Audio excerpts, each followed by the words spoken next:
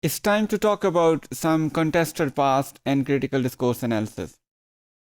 Contested past can be seen as those events which happened in the past but remain contested between people. They are those debatable points where various people of a community or of different communities argue about and are not on the same page, in simple words.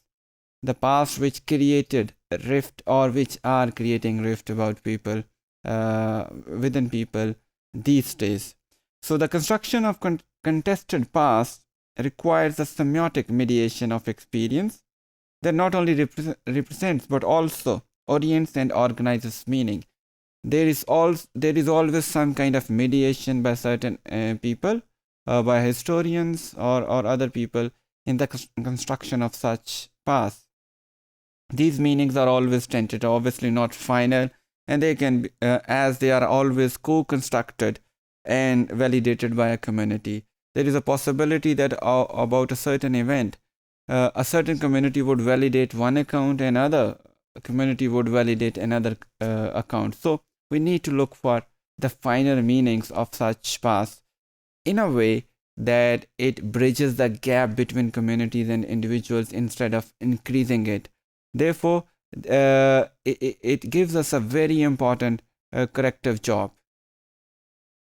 The meaning of discourses are not found in a text, rather the ways those texts or the processes through which those texts have been produced. So in the construction of contested past, we need to see that what kind of process has been followed to contest this and what kind of meaning-making tools have been employed in the construction of these contested past.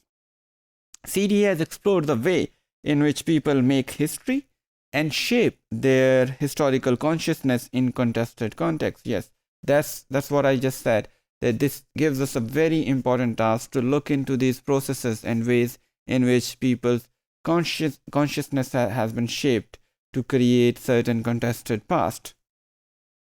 Some researchers have identified various tools, a taxonomy of history genres, distinct semantic or even syntactic patterns that map onto different kinds of texts and key linguistic features such as nominalization,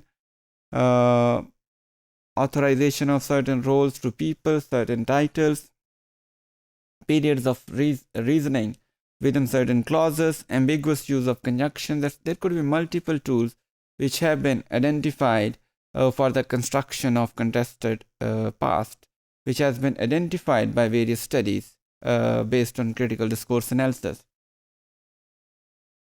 This work offers a manner to theorize the way in which historical meaning and knowledge are constructed through language.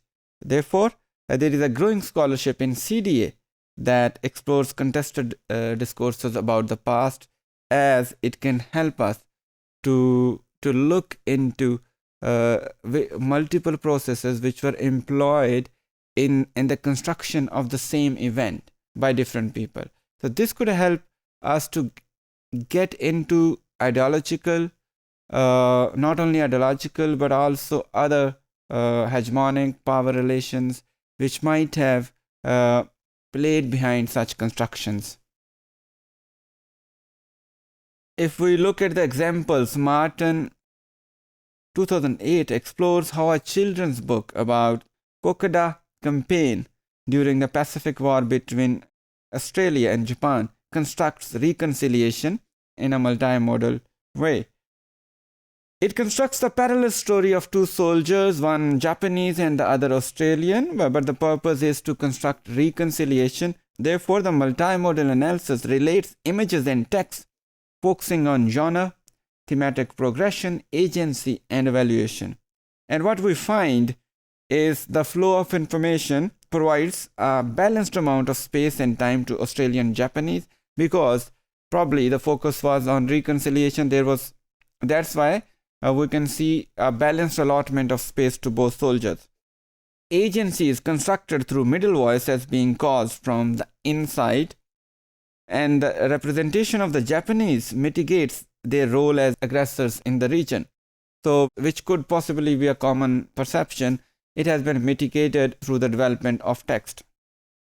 However, the Japanese are shown directly attacking the Australian soldiers, but there are other tools. Family pictures have been used to line reader with the protagonist, and these pictures would have other meanings also. The soldiers look directly at the reader and establish contact with the audience. The use of monochrome and sepia colors creates distance in time. They show a black and white image, which obviously shows something in the past. The images of the book represent reconciliation in literal terms through photographs of the real soldiers. There were some bond icons which were also used, for example, national flowers to show some national ideologies and solidarity, and family pictures to share a universal human experience which most of us experience. Therefore, we are supposed to create some kind of connection with the images, with the people who are being portrayed there, and also their ideologies, their national attachments.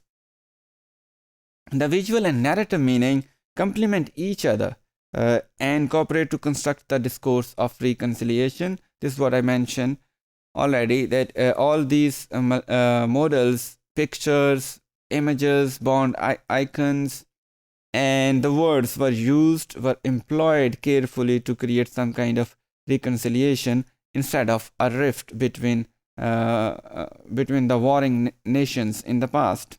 The findings of another studies conducted by Plardue show how discursive formations are constructed through the interplay of discourses about the past, and which come from various actors, how they describe about a certain event. A unique feature of this work is the exploration of cultural and multilingual communication aspects in the process of the construction of identities and national discourses about the past. Further, the study shows how official discourses change during the period of transition, whereas they remain static or slightly change during the periods of peace, or during the period where there was less transition or change in the society.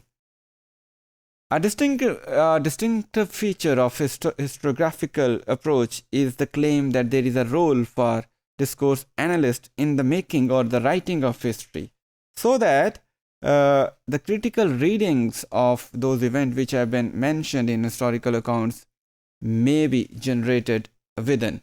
So, well, that's a very surprising new thought, that discourse analyst should be given a role in the making or the development, or in other words, in the writing of history. So overall, we can see that the contested past give us a good view or a good place for analysis in critical discourse studies. And it may be assumed that this tendency would flourish further in future.